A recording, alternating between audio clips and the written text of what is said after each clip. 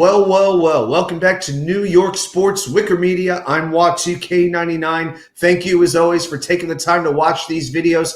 So this is our second of two preview videos for the New York Mets offseason, particularly with free agency. In our first video, we talked about the position players, who the Mets' upcoming free agents are, who's arbitration eligible, and who's out there on the market that they might look to target. So today we're going to talk about the pitching. Now, most of the talk around Mets free agency has been about, will they keep Pete Alonso and will they sign Juan Soto? But if you look a little bit closer, the real thing to focus on here is pitching, because the Mets have a lineup. They've got the good foundation of a lineup. Certainly it needs a little bit more help, but the Mets they're going to need some pitching, and a lot of it. The Mets are going to risk losing 37% of their innings once Seanmanaea, Luisseverino, and Josequintana all hit free agency. And we know not all three are coming back. I think one, maybe two will. But remember, the free agent market is full of a lot of very good options. The thing with this is David Stearns typically does not make a ton of long-term commitments to pitching. And I can't totally blame him for that, because you never know when pitching will wear out. So let's look right now at the rotation and what exactly is there and who the free agents are. So we know this. The Mets have Kodai Senga coming back. He's like pretty much the one certainty.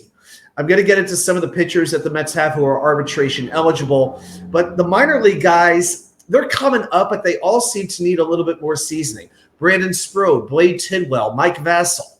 You know, they kind of plateaued a little bit at AAA, especially Tidwell and Vassell. And then you got some younger guys like Nolan McLean, Jonah Tong. They'll be in Binghamton.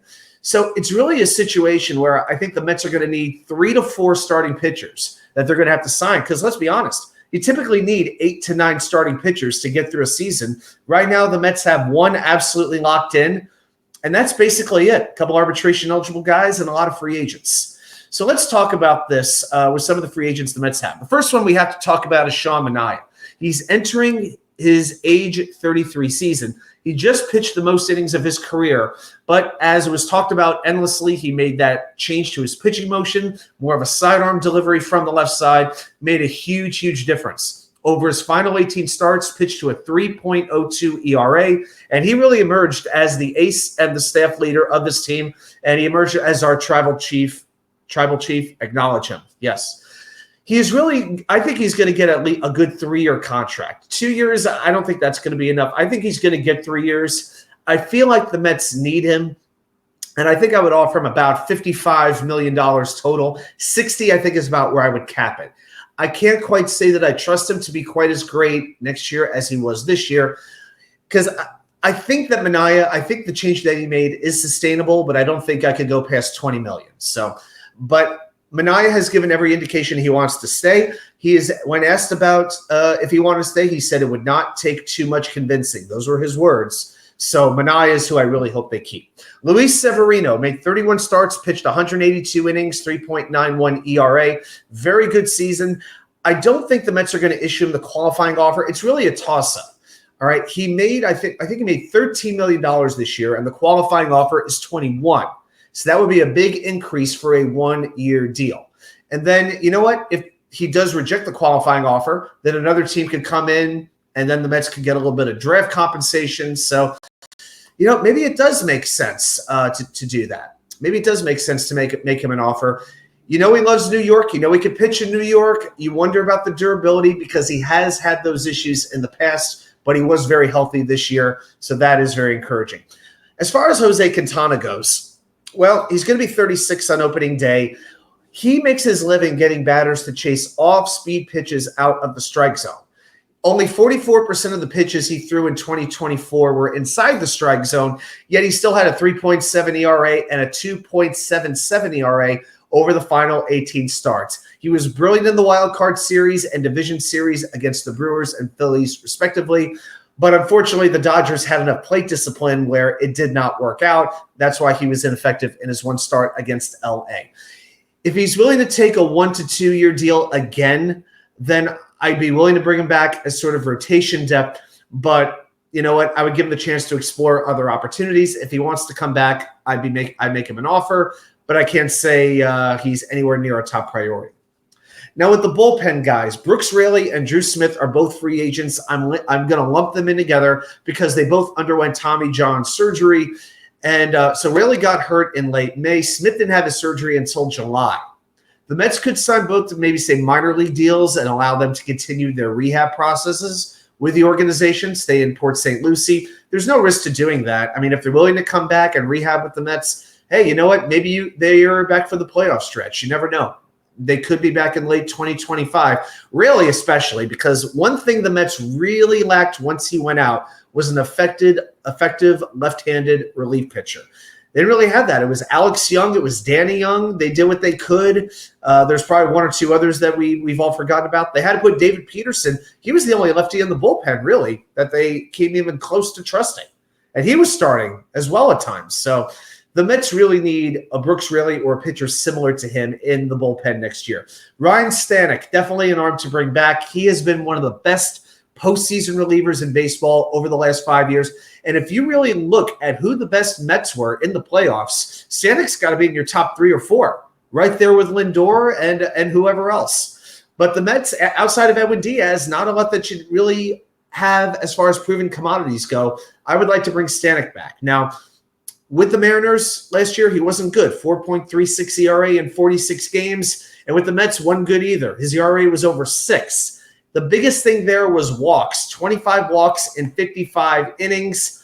But after the trade, only 8 walks in 16 innings. So he that wasn't too good. But when the money's on the line, he delivers. So Stanek would be very interesting. Philmaton. I know a lot of Met fans are down on him right now because it didn't work out well in the playoffs for him. He was just out of gas, in my opinion. The Mets have an option on him for $7.75 million. They got him from Tampa Bay. And you know what? It's only a $250,000 buyout. He's going to be 32 on opening day. With the Mets, his ERA was just 2.51 over 31 appearances. Again, walks were an issue with him in Tampa, but Jeremy Hefner and his staff helped to really reduce those walks. I think he just ran out of gas. I'd like to try to keep Maton for a year if we could. Adamottavino, I didn't expect him to come back, and it didn't go well. Time to move on. Now, they have a lot of arbitration-eligible pitchers. They actually have 5. So I'm going to mention those really quick. By the way, arbitration is for players with between 3 and 6 years of service time. It's a way for them to negotiate higher salaries based off its historical comps. Of course, there is always the risk of getting non-tendered. Now, first of all, Paul Blackburn. Well, he's coming back from that spinal fluid leak, I believe it was. You know, the Mets made the trade for him with the intention of keeping him to have a little rotation depth for 2025. The expectation is he's going to be ready in right around the end of spring training. I would still keep him for a low salary. tylormegill, you know what? He could be frustrating at times, but he's had his moments when he's on as well. I would look to tender him. David Peterson absolutely had the best season of his career after hip surgery. He became a horse for the Mets in that rotation. I think you have to pretty much go into 2025 with the expectation David Peterson is part of your rotation. Alex Young, Sean Reed-Foley are the other two. I think I'd probably let them go. I don't think I would tender them a deal at this particular point. Reed-Foley has been dealing with some injuries. Alex Young, just another guy. So I think I would probably let them go. Now, the Mets have already made 2 signings. They signed Dylan Covey, a relief pitcher, to a major league deal.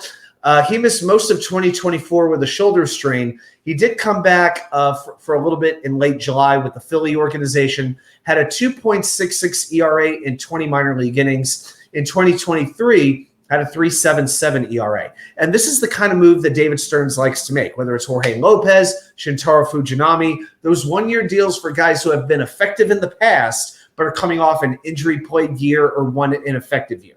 So Covey already has a major league deal with the Mets. So that's a piece. Let's see what he does. They also signed Chris Davinsky to a minor league deal. Now, he is a veteran of 9 major league deals with a 3.98 ERA over 400 career innings, I believe it is. He was with the Astros on their 2017 World Series team. Appeared in 5 of Houston's 7 World Series games that year, was the winning pitcher in Game 2. But he went elbow surgery in 2020. He's never quite been the same. He's had a 6.13 ERA in the 4 years since. Last year had a 6.75 ERA for Tampa Bay. After Tampa Bay let him go, He pitched with the Mariners organization, was in AAA Tacoma, and he started to turn around a little bit. 23 appearances, his ERA was 2.35. So again, another sort of reclamation project that the Mets are going to bet on that they can make a big difference with. Now, there's a lot of very interesting free agent targets. The marquee one is Corbinburnes, who was with the Orioles most recently, but was with the Brewers for a long time. So David Stearns knows him. And Burnes would give them, I would say, one of the few legitimate and durable aces that are in the game right now. And remember, when you're dropping $180 million worth of payroll, there is a whole lot of money to go around. And I know people are going to talk about Soto and Alonso, but you really need somebody to I'm not saying you need an ace to win a World Series. You don't. But either your starting pitching or your relief pitching has to be reliable. One of the two. Look at the Dodgers. They lost 4 or 5 starting pitchers, but their bullpen was so deep that it made the difference. So if you're willing to do that, go get Corbinburnes. Outside of that, you know what? Gerrittcole, believe it or not, he has an opt-out. He could opt out of his deal with the Yankees. Would he come across town to the Mets? I don't see it happening, but just something to think about. A couple other guys, Jackflaherty was with the Dodgers, was with Detroit earlier. Nick Pivetta has been pretty good over the last few years. Shanebieber's interesting, but he just had Tommy John surgery in April. So if you sign him, you're not going to see him until probably the second half of the year, unfortunately. So not a ton of starting pitching options. So you might even explore the trade market. And the one I would look at is Garrett Crochet of the White Sox. He's still young. You've got 2 more years of control. He's making only $3 million this year. Now, you're going to have to dip into your prospect pool. You'll have to trade, I would think, maybe like a Brett Beatty. It might even cost Brandon Sproat, who I do not want to trade.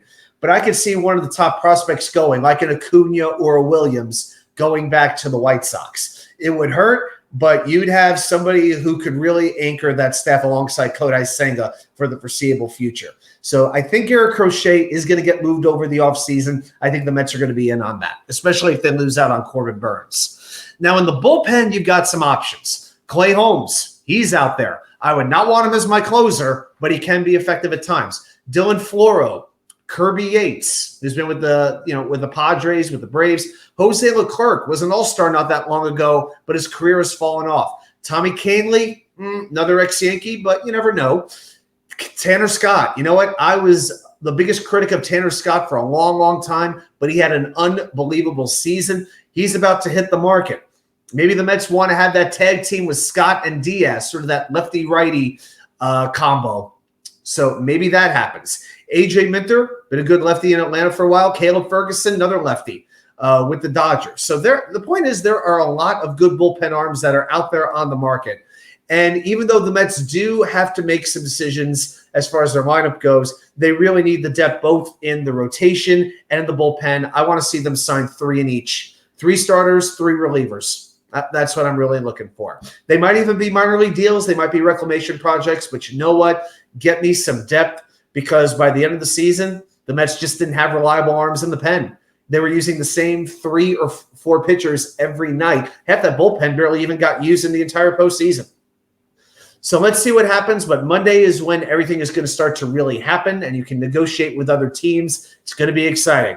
All right, everybody. Thanks so much for watching. And also check out the position player video if you haven't already. Have a great rest of your day, and I'll see you right back here with more content from you know where, the Wicker Chair.